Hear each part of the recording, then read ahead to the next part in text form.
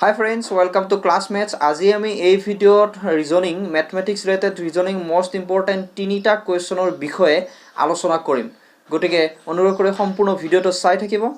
Classmates.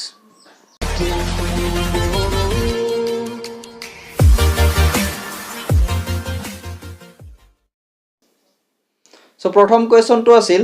তিনিটা ভাগ দিয়া আছিল তাৰ এটাত আছিল 0 5 39 10 আৰু 15 আনটো ভাগত আছিল 10 69 08 আৰু 18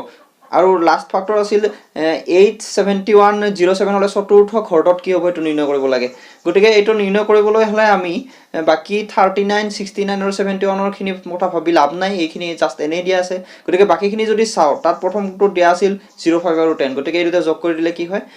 15 15 ঠিক তেনেকৈ দ্বিতীয় ঘৰটোত 10 আৰু 18 কণাকণিকৈ যোগ কৰা দিয়াৰ পিছত চতুৰ্থ ভাগটোত 18 টো ওলাই ঠিক তেনেকৈ ইয়াতে 8 আৰু 07 আছিল গতিকে এই দুটা প্লাস কৰি দিলে আমি চতুৰ্থ ঘৰটোত অতি সহজে পোৱা যাব 15 দ্বিতীয় কোৱেশ্যনটো আছিল 2 3 মানে 5 দিয়া আছে 4 1 মানে 5 দিয়া আছে 1 1 1 1 1 মানে 5 দিয়া আছে 2 1 2 মানে 5 দিয়া আছে তেন্তে আমি 9 6 7 2 1 2 5 6 মানে কি নিৰ্ণয় কৰিব লাগে অপচন কেইটা আছিল 1 2 3 আৰু 6 গতিকে এই কেইটা নিৰ্ণয় কৰিবলৈ হলে আমাক কি কৰিব লাগিব প্ৰথমখিনি ষ্টাডি কৰিব লাগিব প্ৰথমখিনি কি দিয়া আছে যিমানটা অংকীয় সংখ্যা নিদিয়ক কিয় আমাক অংককেইটা যোগ কৰি এটা অংকীয় সংখ্যা গঠন কৰিব দিছে গতিকে ইয়াত যেটো ডাঙৰ সংখ্যা আছে সেই ডাঙৰ সংখ্যাটোত থকা যিকেইটা অংককেইটা আমি যোগ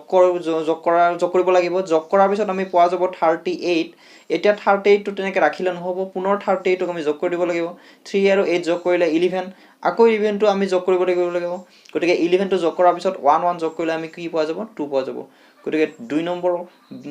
2 আনসাৰটো আমাৰ শুদ্ধ হৈ যাব 3 নম্বৰ কোৱেশ্যনটো আছিল 0.5 0.3 ডেছ অৰ্থাৎ আমি কিবা এটা সংখ্যা দিব লাগিব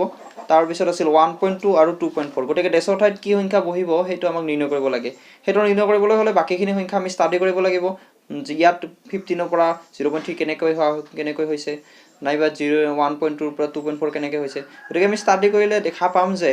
0.15 তা যাৰ ইয়াৰ লগত যদি আমি 2 পূৰণ কৰি দিও কি পোৱা যাব 0.3 পোৱা যাব ঠিক তেনেকৈ 1.2 ৰ সৈতে 2 পূৰণ কৰিলে আমি কি পোৱা যাব 2.4 পোৱা যাব ইয়াৰ পৰা নিশ্চয় এই কথাটোকে থিৰাং কৰিব পাৰি যে 0.3 ৰ সৈতে আমি যদি 2 পূৰণ কৰো তেতিয়া হলে আমি গেপছৰ ঠাইত যেটো আনসাৰ পোৱা যায় হেতু পোৱা যাব গতিকে 0.3 ৰ সৈতে আমি যদি 2 পূৰণ কৰি দিও আনসাৰটো হৈ যাব 0.6 আশা কৰো ৰিজনিং এটা আপোনাৰ ভাল লাগিল এইটা মোস্ট ইম্পৰ্টেন্ট ৰিজনিং এনেকুৱা টাইপৰ ৰিজনিং আহে গতিকে এনেকুৱা আৰু অধিক ভিডিও চাবলৈ আমাক সাবস্ক্ৰাইব কৰিব thanks for watching see you next